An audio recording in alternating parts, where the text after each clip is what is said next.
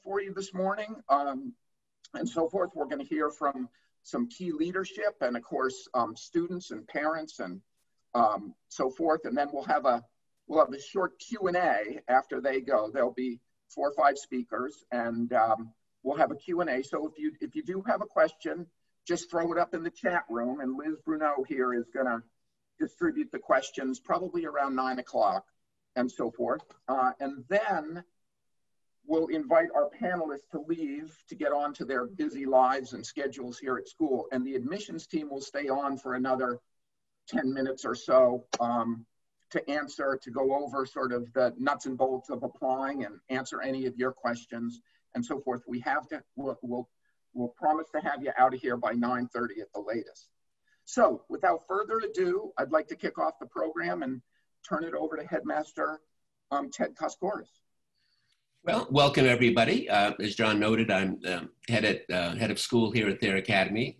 I've been here for, this is my 18th year. I'm also a graduate of Thayer, graduated a little bit more than 50 years ago from Thayer, and 2 of my children graduated from Thayer. So, and my brother graduated from Thayer. So I have many roots in Thayer Academy, understand Thayer over the course of time, and just wanted to talk a little bit about Thayer Academy's mission and the culture we have here at Thayer Academy and the things that we place the most value on. Thayer is a school, obviously, which places a premium on achievement. We create a context where students can be inspired by invested teachers. We are constantly examining different ways of reaching out to our students and finding ways of inviting them into the process of becoming better learners, better citizens, and better people. This is very central to the nature of this community.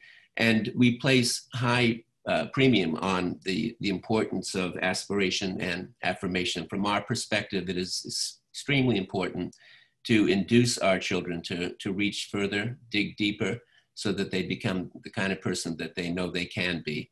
And that comes from encouragement. This is a school predicated on the idea that it's through affirmation that achievement follows. Life is a team sport. It's important for everybody to be rowing the boat together. I think each of us as adults recognize that we never achieved all the things in our life alone. We had companions along the way, whether they were parents, siblings, or friends. This is how life moves forward. We need each other desperately, and we are a school culture which recognizes that. So that the presence of affirmation we view as being very, very, very important. I will offer the cautionary note, we're not delusional. We're not trying to promote in students some unfounded understanding that they're able to do things just automatically.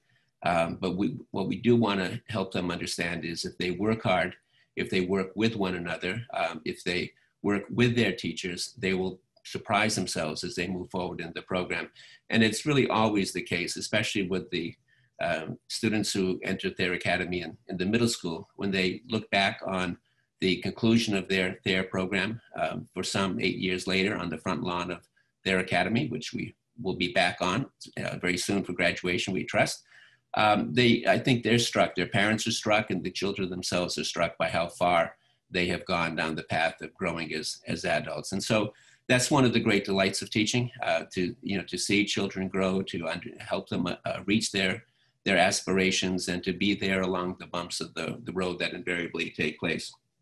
So these are really core values for the school. And in this COVID period, of course, we were all reawakened to the virtues of actually having children back on campus. Thayer Academy adjusted well in the spring when we went into remote operation. We were pleased with how well we adapted. The kids certainly rose to the challenge to learn in a different way. But with the passage of time in the summer and the return of our students, all of them every day in the fall, it just reminded all of us, I think, that there is such great joy in being with young people in this journey of life, to be sharing space with them as opposed to just being on a screen with them. Really reaffirmed, I think, for each of us the value of what we're all about as educators, and the great joy we take in working with young people and their families. So with that, that's again a just general view of the school culture. I just want to introduce our new middle school director, Galen Hammond, joined us this summer, and little did she know what she would be facing in terms of really adapting our program to the vicissitudes and variables associated with COVID planning. But she has done a remarkable job in really raising the standards of the middle school and its adaptation to the challenges faced by COVID. She's already earned the warm respect of her faculty and her peer administrators. So we're delighted to have her join our community. And with that, Galen, I'll just hand over the program to you. Thanks, Ted. Welcome, prospective parents. I'm so delighted that you're here. I will tell you, although I continue to get used to webinars, I still do not love not seeing your face. So this is always a challenge for me that I just want to name, but I'm delighted in the midst of everything you've made it to this session to join us today. So as Ted said, my name is Galen and I'm the new middle school director here at Thayer Academy. I made this decision in February and then the world changed, right? But I'm so delighted to be here and I can't imagine a better team to be going through this with. So I want to tell you a little bit about myself and about my experience thus far so you can get a sense of what I've found here at Thayer Academy and why I think it'd be a great place for your family to join us. So I grew up in Massachusetts, so coming to Thayer is not, very far from my roots. Went to a small independent school, Pike School in Andover, Massachusetts, and then went on to Phillips Academy in Andover as a faculty child. And I know the importance of education and a challenging education from my own experience.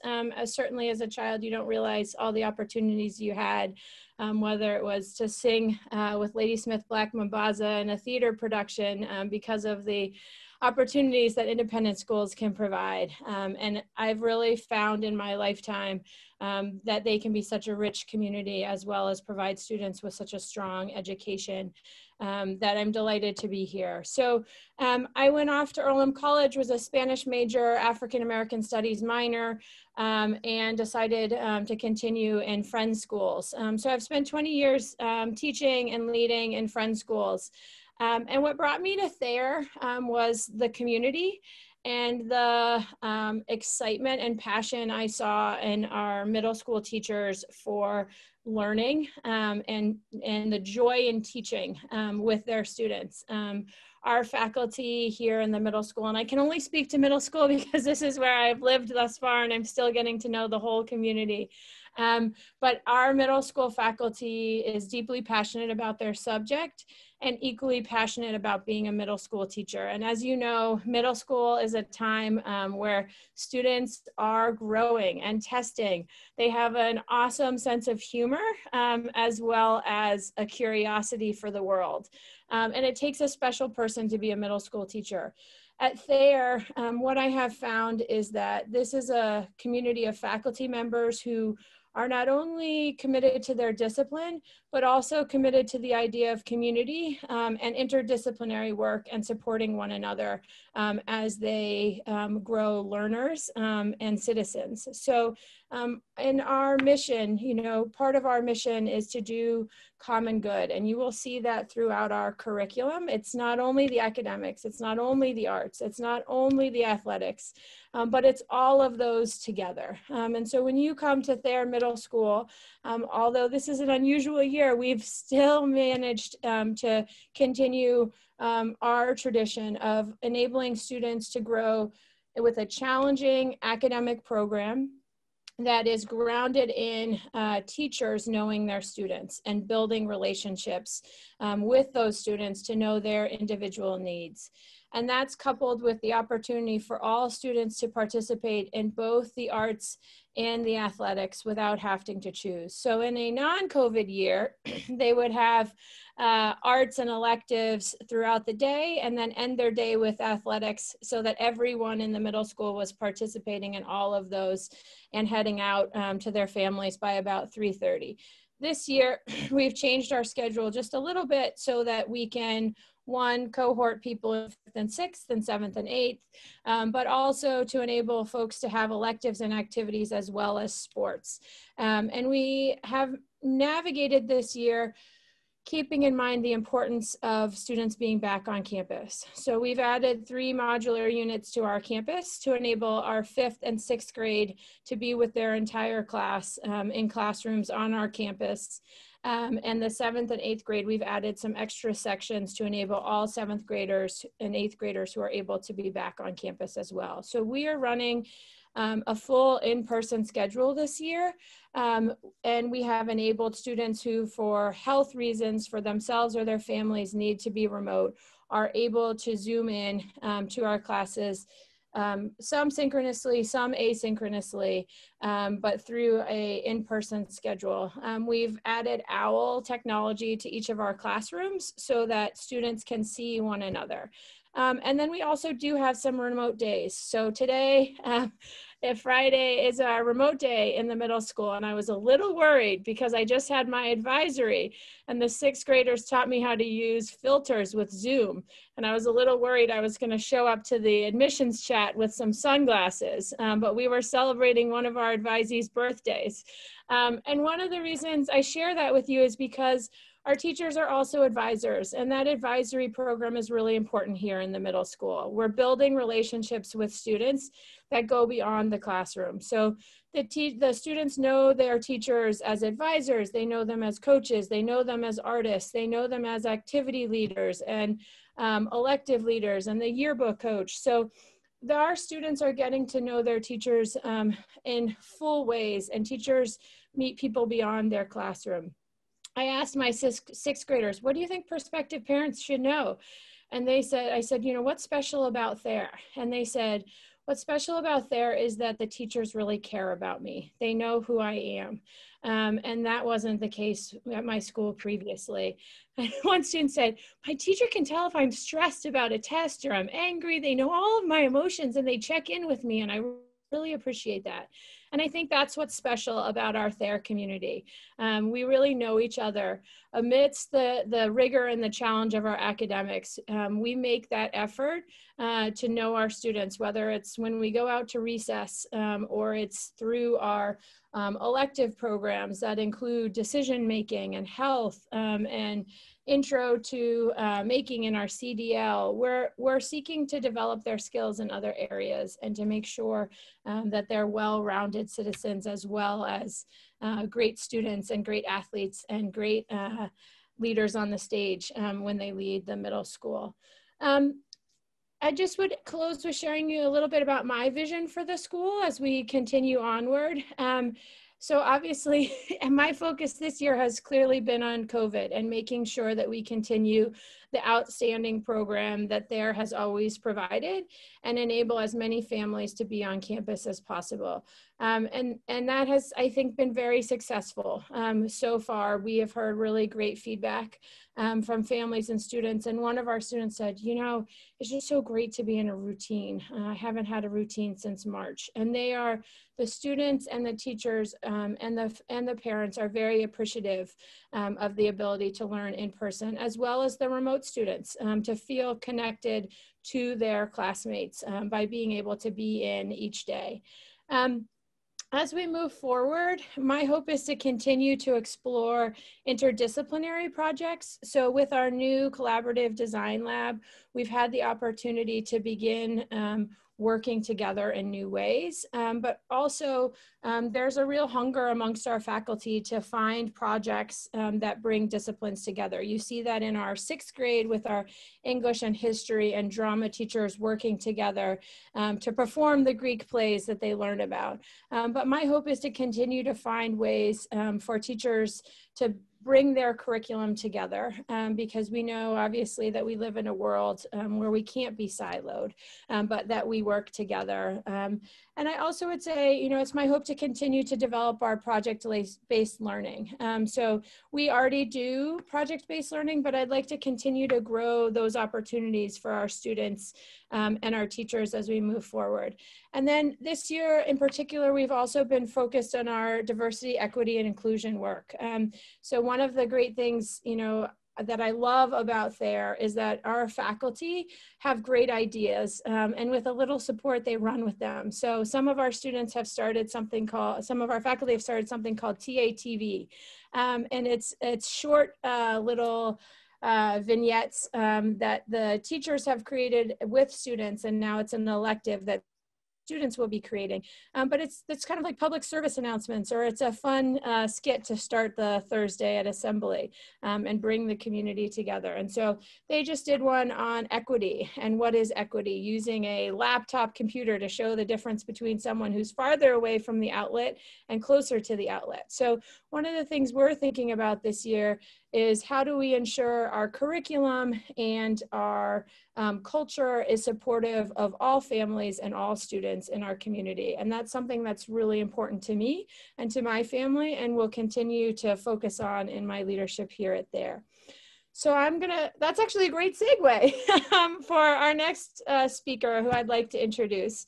And I will stay on for questions, but I also know you'll get a good sense from Jeff Pickle, our parent who's joining us. Thank you, Jeff, for being here.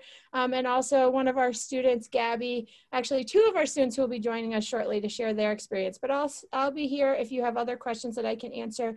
And certainly you're always welcome to email me or set up a phone conversation. I'd be happy to talk with folks. So without further ado, I'd like to turn it over to Jen Welch, who's our Director of Diversity, Equity, and Inclusion. She's also the Director of International Student Enrollment, and I'm so delighted to be partnering with her on the admin team this year. Thanks, Galen. Good morning, everyone. I wish I could say it's nice to see you all, but hopefully soon we'll be seeing you in person for some tours and interviews coming up. So my name is Jen Welch. I'm the Director of Diversity, Equity, and Inclusion and Director of International Student Enrollment. I'm going into my 11th year at their academy. It's gone by really quick. And I also work very closely with the admissions office. So this team here that's on this call as well. So just wanted to talk a little bit about what we've been doing this summer and how we've been preparing for this academic school year. We were busy working with a group called the Equity Response Team, where we created the strategic plan for racial equity and injustice. We just rolled that out last week, and we're really excited about some of the initiatives that we are putting forward this year. Galen mentioned a few in terms of curriculum for our middle school and our upper school. So we've really evaluated the middle school curriculum for English and history for each individual grade. We're also in the upper school offering an anti-racism and social justice course that every upper school student will take throughout this year. We've also added a systemic racism and Black Lives Matter unit to our upper school history courses.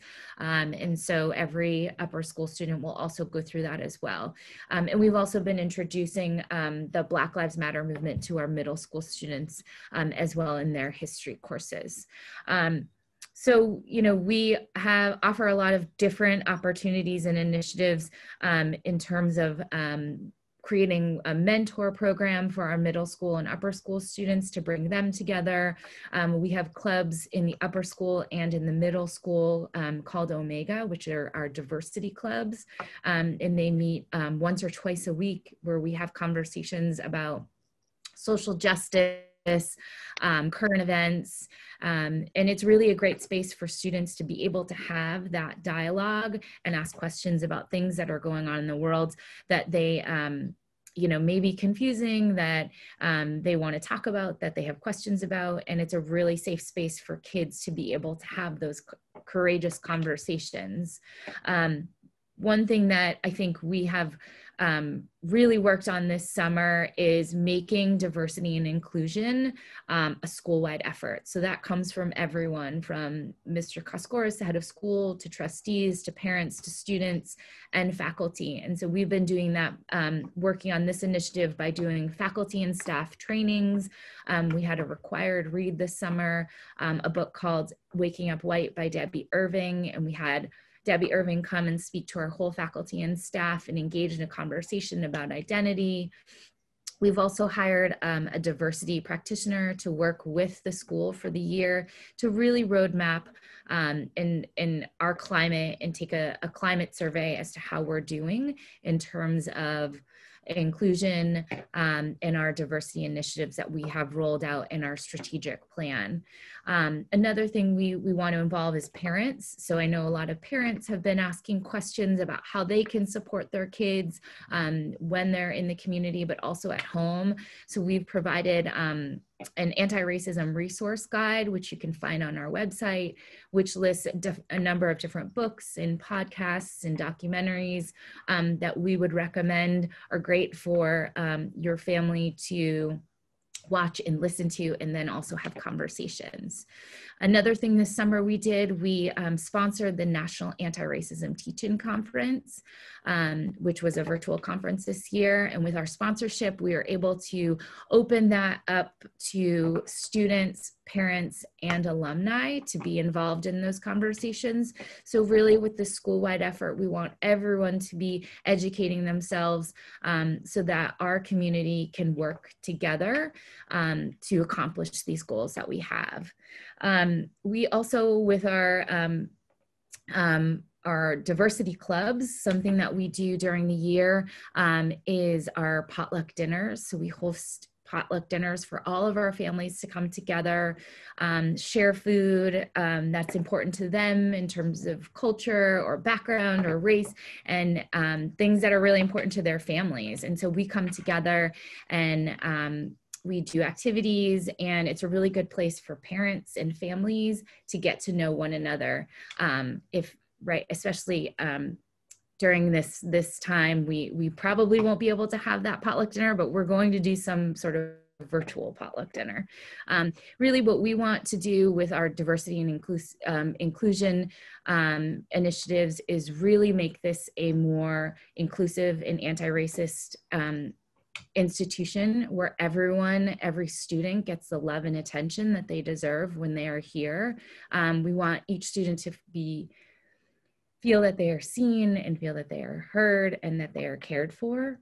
And I think that we have a great faculty and staff that really are committed to doing this work, and also wonderful students that are also wanting to learn and be a part of the conversation.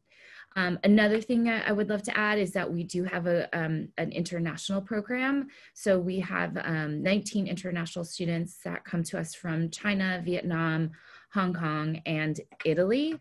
And some of them are learning remotely overseas even with a 12-hour time difference right now. They're keeping up with their studies. But we do offer host families, and they are such a great part of our community. And it just really increases our global awareness at the school. So if you have any questions, I'm here to answer them. I'd be happy to. You can reach out to me, or I'll stay on for a few minutes after. But we are really looking forward to seeing you all on campus really soon. Thanks.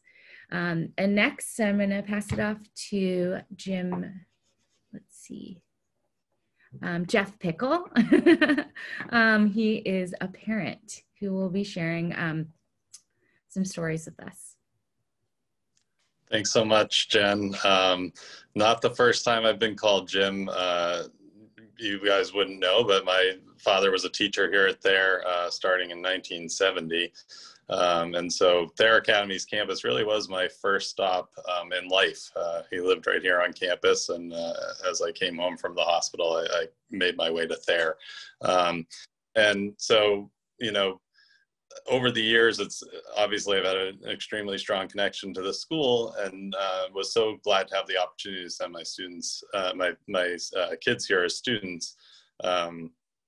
My daughter, Julia, is a junior now. She entered there in 6th grade and attended the middle school. And my son, Brian, is a 7th grader. And he entered as part of the initial 5th grade class that, was the first 5th grade class that Thayer had offered in many decades a couple of years ago. And they transitioned from public school in Plymouth, where I live with my wife, Amy, who was class of 94. I was class of 95 at Thayer. And, the kids transition from public school into Thayer Academy. And, I just wanted to echo a lot of what Galen had mentioned and Ted had mentioned regarding the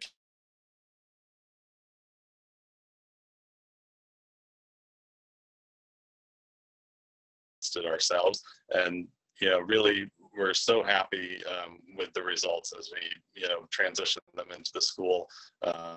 It can be a difficult transition. It's been mentioned that the academics here are quite rigorous.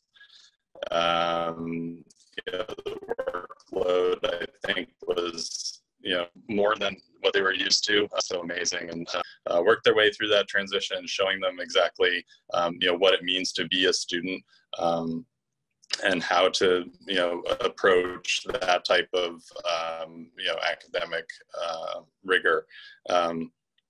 In addition, a main reason that we chose to send our kids to Thayer is that opportunity that was mentioned earlier for them to, not only get a first-class education, but also to take part in the arts and in athletics. My son is, very sporty. He plays soccer and hockey and baseball, and he was very excited to, as a fifth grader, to be able to practice those sports every day and compete interscholastically at that age, as a, sort of a rare opportunity for a kid that age. My daughter, on the other hand, is more artistic, but has discovered a passion for throwing the javelin on the Thayer track team. So, this is the type of environment where each kid might discover things about themselves that they, just would never have thought of without, the environment here that really promotes, self-exploration and letting each kid, find their way. So, that's a little bit about me, and, I'm happy to answer any questions about, the transition into school, or just, what it's like to be a parent at Thayer. We have quite an active parents association here that meets regularly and puts on terrific events for the kids. And, just from, coming to view performances, whether it's concerts or plays, athletic events, and certainly, plenty of other events that go on campus. There's a real connectivity amongst the parents as well as the students. And so, with that, I'll pause there, because I want to make sure we leave as much time for the rest of our speakers and for questions as possible. And I know that next up is actually my son's 7th grade science teacher, Marie Jimenez. So Marie, if you're ready, go ahead. Thank you so much, Brian. Hi, everyone. It's so nice to be here with you all. I'm really excited to share about the CDL and what we do there. So I'm just going to share a little presentation that I've presented, that I've created, because there's just so much to talk about with the CDL, with the Collaborative Design Lab. And I want to make sure that you have a visual representation too of what it is, because I think that without that part, then I'm just talking about this abstract stuff, and I think it's not as exciting. So I'm going to show you some pictures as I talk about the Collaborative Design Lab. So as Brian mentioned, I am a 7th grade science teacher as well as the coordinator for the Collaborative Design Lab. The Collaborative Design Lab is basically like a makerspace, but I'd like to think that it's a little bit more than that. So I'm going to share with you all the 3 things that I consider the design lab to be. First, I'd like to show you a little picture of the space, kind of from the view of where my desk is.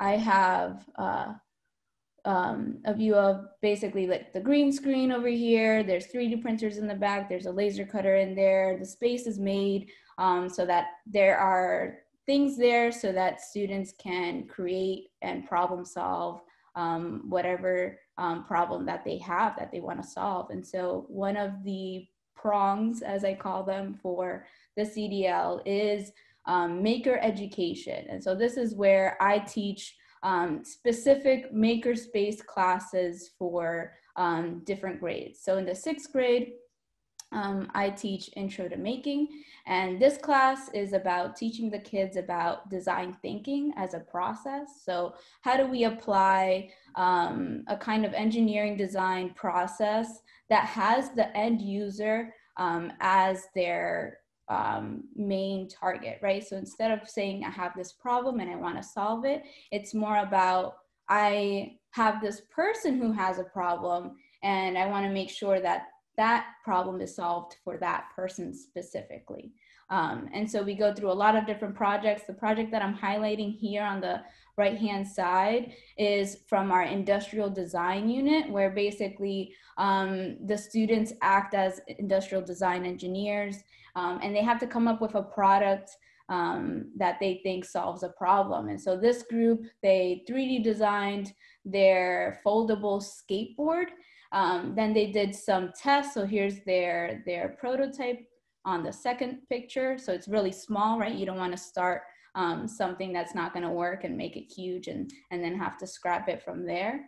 Then they created their full-scale foldable skateboard, and finally they made it pretty, right? Because if you're trying to sell a product, you want to make sure that it's that it appeals to an audience. And so their audience was a middle school student who wanted to carry their skateboard around, but you know, skateboards are pretty big, and so they made it foldable. So that's one thing that we do in the 6th grade as an entire school. New to this year is the 7th grade technology and design class.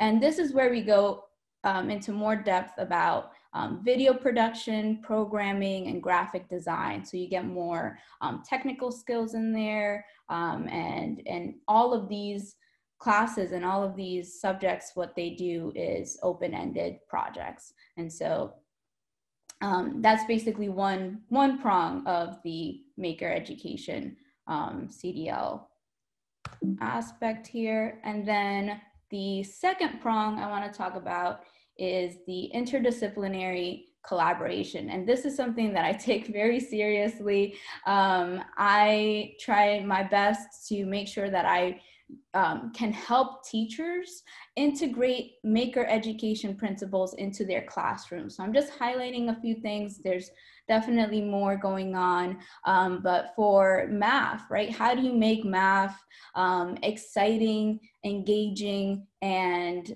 you know, intuitive? And so for Intro to Algebra 1, myself and the math department, we collaborated to make Credit Madness the game. And so this game basically teaches students how to think about credit, right? So all of the basic principles of credit and how to go through the math behind it, proportions, you know, all of the different things that go into calculating your credit score and maintaining a good credit score. They kind of learn it through this game. And it was a lot of fun to create it. It was a lot of fun for the kids to have that as an experience instead of just like listening to teachers talk about it, right? They'd rather do it themselves. In the 5th and 6th grade, they have these Sphero robots that they incorporate into their curriculum. They do chariot races and maze challenges. And this is all about learning how to program your robots, starting with something that's a little bit more simple, like a spherical robot. In the 7th and 8th grade, that gets pushed into the EV3 robots and engineering design. So each year, your student will be exposed to some type of programming and robotics, and it's coordinated so that at each point you're learning a little bit more as you go through, which I think is awesome because that also translates really nicely into the upper school. And then we also have some engineering design projects too. So here I'm showing a little bit about the Lend a Hand project. And then the last thing that I want to talk about, I know that I'm probably taking up a little bit more time, is the thing that I'm most excited about with my job, and it's the student-led projects, right? This space is there for everyone to use. You don't have to have a class in there. You don't have to wait until your teacher uses the space. You can come in and use it. This year, we started TATV, which is a video media project to engage educate and entertain our school, and the kids are really excited about it, and they've already created some material that we're really excited to release. We have passion projects, right? So learning new skills through these hands-on projects. This is actually something that a student basically learned how to do this with the laser cutter, and it's sitting somewhere in admissions, I think. And so that's something that was a lot of fun to figure out how to make. And then finally, personal projects, right? Do you have a birthday coming up and you need a gift? Why not make it? So here's an example of a student, a 5th grader, who came in with no experience whatsoever, and she was able to design these dominoes for a family reunion and use the laser cutter for it. So there's tons of things happening in the CDL. I wish I could share all of it, but that would probably take a lot more time. But thank you so much for your time. I think Eli's next.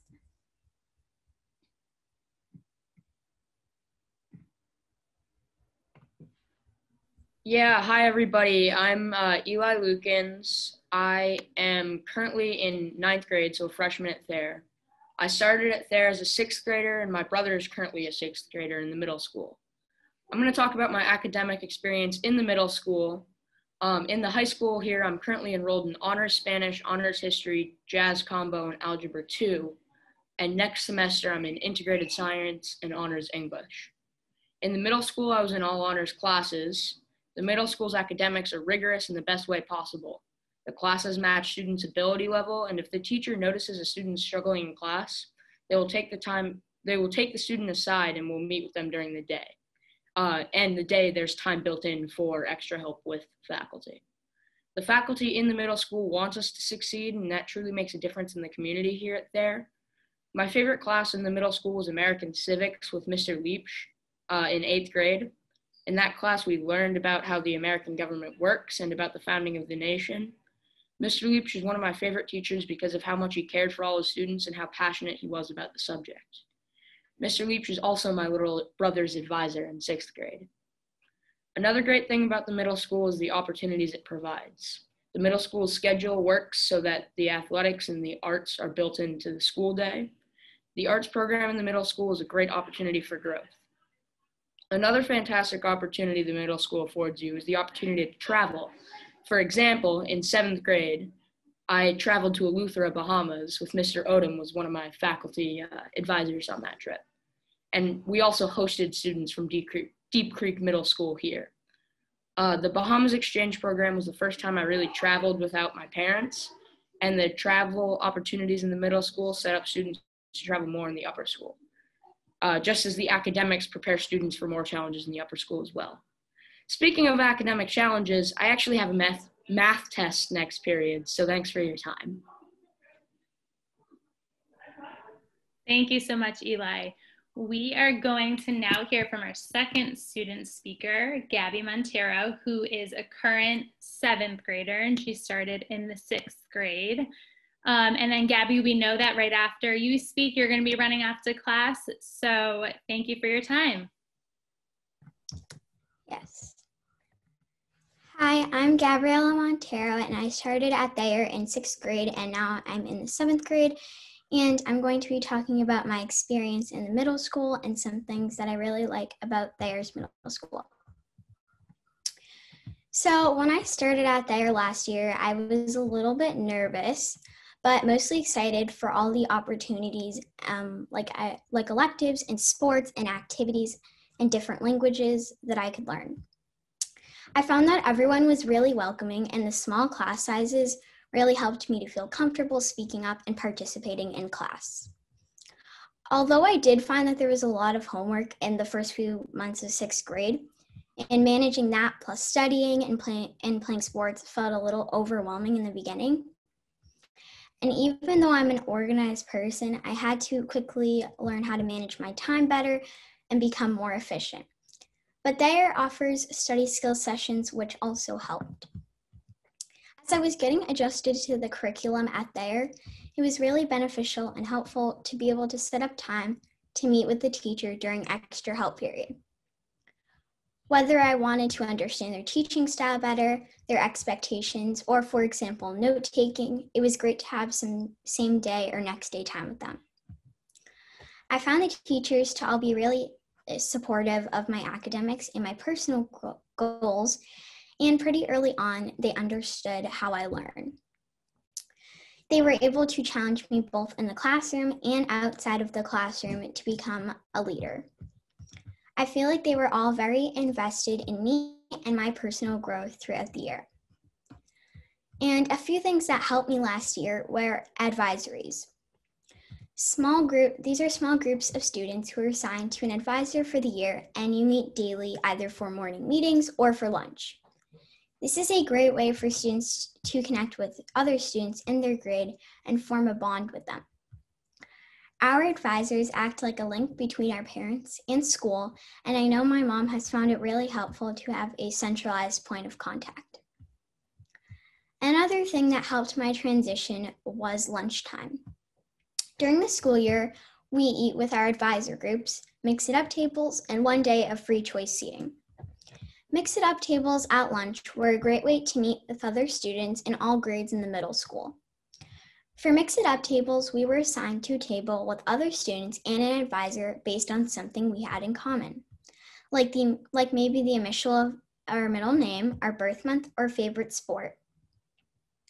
We were not told what the commonality was and had to talk to each other to figure it out. As a middle school student, and especially a new one, this took away any nervousness I had.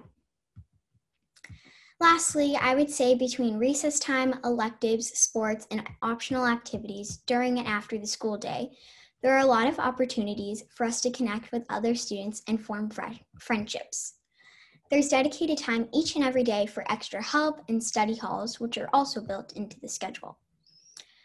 And you can also do both drama and sports at the same time in your day. You don't have to pick. All these things help my transition there. And thank you so much for your time.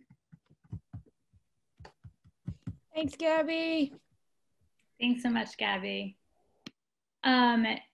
Everyone who is still on, please feel free to write in any questions. I see that we have had a handful.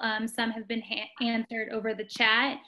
A few others, I'm going to call on some folks in the admissions office and some folks who have already spoken and see if they are able to answer those for you. So the first one, I'm going to ask Annie Zakowskis, who works in the admissions office, to answer. And that is sports a big part of the middle school? Can a middle schooler play on JV or varsity? Hi, everyone. Welcome. So to answer that question, yes, health and wellness is a priority here at Thayer, and sports are an everyday part of the middle school experience, mostly every day, different in COVID times. But so for example, I have a new 5th grade daughter, and she just picked up a field hockey stick for the first time last week, and she is loving it. So that's a big part of the process and the why of the sports experience. There are varied levels offered. So there will be an A team and a B team depending upon numbers. And when we are in a competitive state of the sports experience, that is something that we offer. I am the varsity lacrosse coach, so I can speak to middle school students playing at the high school level. Typically, we do not have middle school students playing at the high school level. If we offer the sports at the middle school level, we like to keep the middle school athletes together. If you are a super impact player that is in the 8th grade and you should be on a higher level team for whatever reasons, and you can see yourself walking in and earning a starting position on the varsity level, then sure, we'll explore that. But otherwise, we encourage our middle school players to stay together as a team and to grow together as a team. Perfect. Thanks so much, Anne. We have one other question. Marie, if you are still on this, I would love for you to tackle it. It's about getting a little more information on the student-led projects. Absolutely. So student-led projects, students have access to the CDL through various different ways. They can come during elective period and work on specific skills, or they can join the CDL as an activity, and then that would be specific. So this year we're doing TATV as the activity, and so students would be working on projects for TATV, which is the TV channel for the middle school. If a student has something that they want to work on and I'm not offering, I always tell the students to just email me and we'll figure it out. So I have one student currently who is really interested in Photoshop and learning and kind of honing that skill. And so she will be working separately. So it's not a class period. It's not an activity or elective. It's kind of on her own time, and I'll be helping her out with that. So the CDL is open for basically any project at any time that students are looking to do that in. Perfect. Thank you, Marie. John, I'm going to ask for you to take the next question. It is a little more about the support that we offer for students. So do you have extra support for kids with different needs, a 504 plan, or an IEP? So absolutely, we have the Hale Learning Center in both divisions, and so forth, and the Hale Learning Center in the middle school and in the upper school teach all students in the division all the how-tos of studying. So it's a class that I wish that I had had when I was going through middle school and high school even, and so forth. And so students, the Hale specialists come into the students' English classes and teach them, you know, note-taking, active reading strategies, memorization. They even get into things like metacognition. What kind of learner am I? You know, what are my strengths that I can draw on? And what do I need to kind of shore up areas that need a little bit more strengthening? The specialists can also meet one-on-one with students throughout the school day and school week during their free periods. And this is great for students who need a little bit more beyond small classes, you know, teacher extra help, technology, you know, are all great resources that all students have. But if they need to meet with one-on-one, we have those opportunities for students. So really, it's, you know, it's a fantastic built-in resource. Great. Thanks so much, John. Can I just jump in for a sec? Can I just add to that? I just would also add, as someone who's new here, each student who has worked with the Hale Learning Center and has an academic support plan, that academic support plan is shared with all of the teachers at the beginning of the year so that they know the individual needs of each student. So similar to an IEP or a 504, that's our version of it. And so if there is a need that has been documented, they would have an academic support plan that would be shared with their teachers and discussed with our Hale Learning Center team so that everyone can best support those students. Perfect, thank you. We did have another question. It looks like, where do most students live? Is it mostly the South Shore? Oh, it looks like Barb just answered that in the chat, and I'll just comment on that. We've got students who are coming from all over, you know, as far as north of Boston, the city of Boston. We've got students coming from the Cape. So I think it's 76 cities and towns that students are coming from. So they're really coming from all over. There's a great sort of, you know, varied background of all cities and towns. Let's see. I'll actually turn this one to Barb, and this is more about the admissions process. What about kids who do not interview / do well virtually? Will they get the chance to meet in person? So right now, unfortunately, we're not having any visitors to campus. But we can totally be flexible in terms of the interview. If a phone interview might be better for your child, we're happy to talk with you about that. So anything like that, really just call us and tell your child it's really just a getting to know you interview. It's no trick questions. It's really putting a face to the application. We're going to be asking them questions about what they like to do, what their favorite subject is in school, all questions they have an answer to. So once our virtual tour is up and running, I would suggest you take that tour with your child, give them a chance to see a little bit about what's going on at the school, which hopefully will maybe generate some questions for them so they will feel more comfortable talking to someone. And everybody in the office is great and easy to chat with. Most everybody has kids, has either grown kids or young kids, and they, I think, make the students pretty comfortable. So I don't think that's a roadblock at all.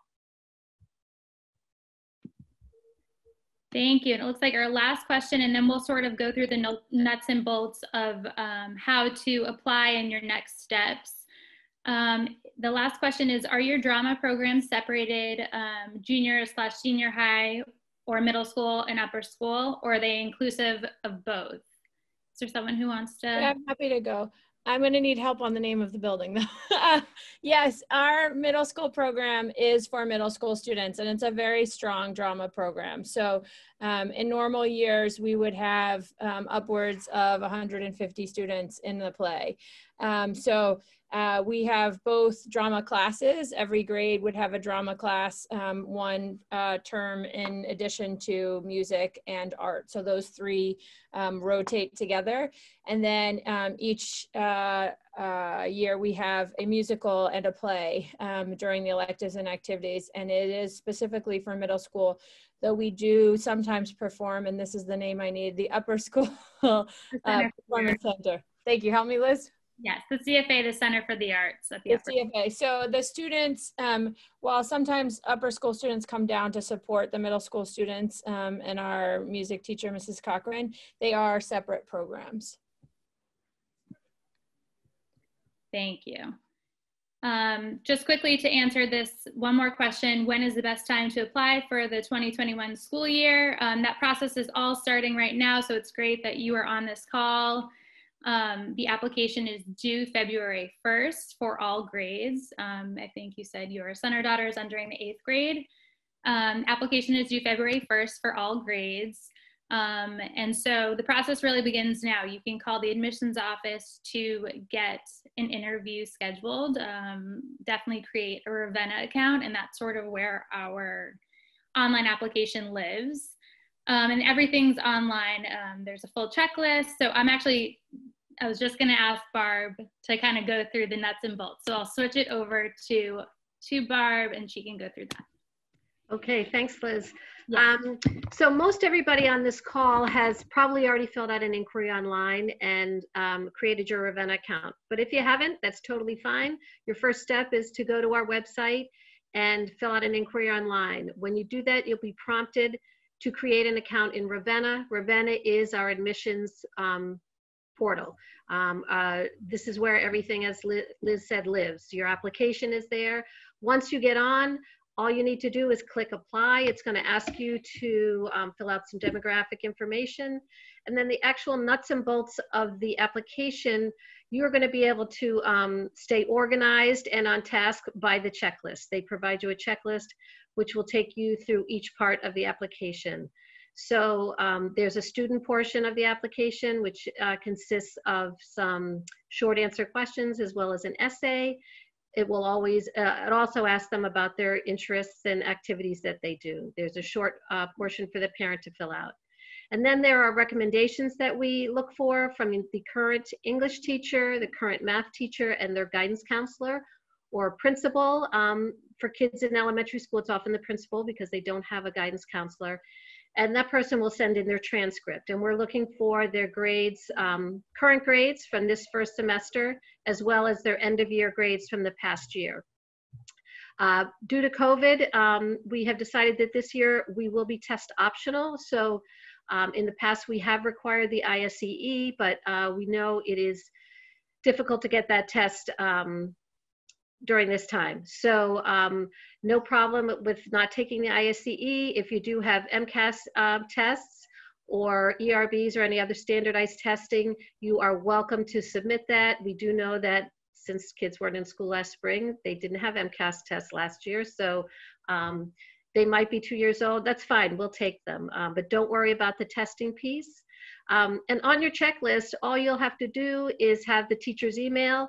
You basically type in their email address and say, my child is applying to Thayer Academy. Will you kindly fill out this recommendation form?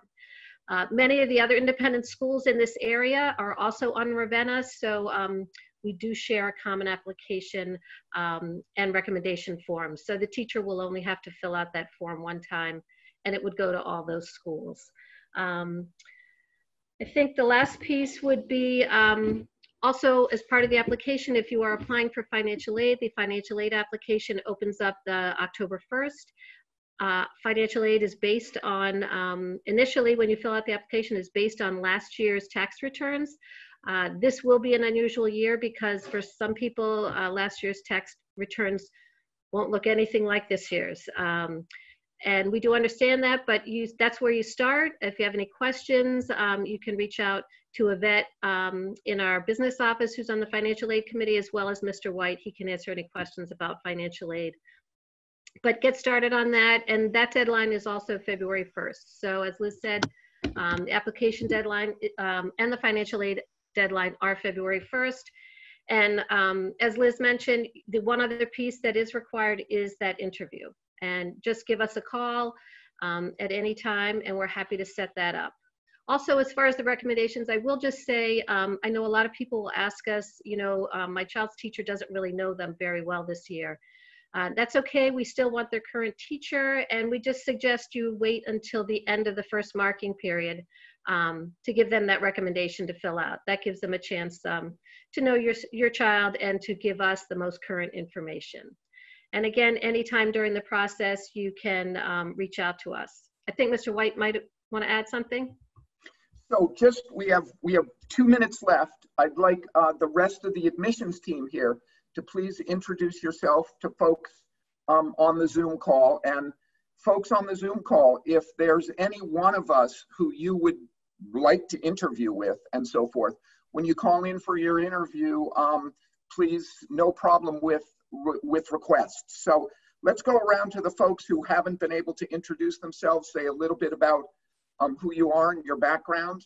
That'd be great. Jess. Great.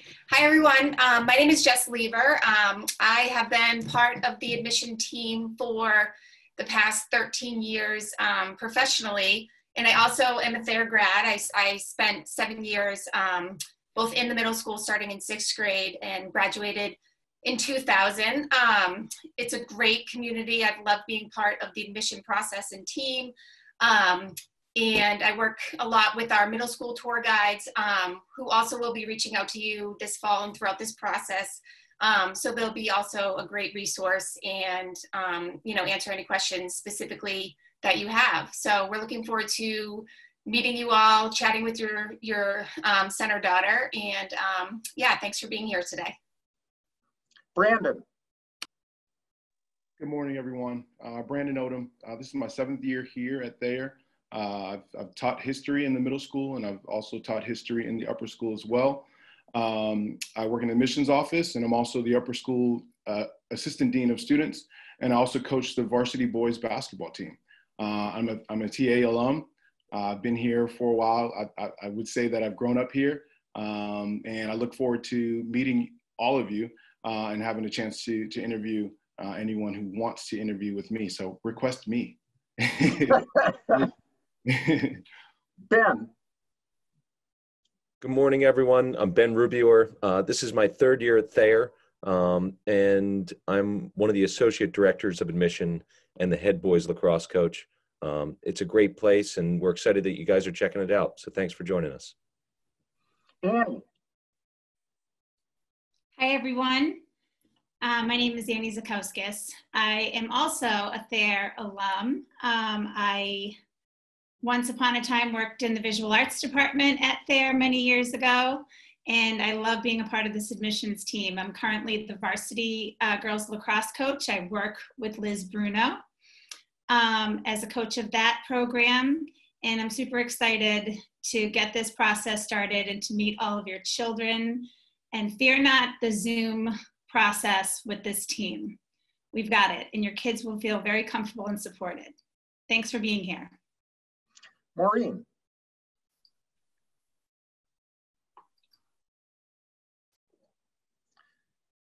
Oh, hi, I'm Maureen Driscoll. I work in the front desk, so I will be the one answering the phone when you call, helping you book your interview, helping you with your application and work through the process.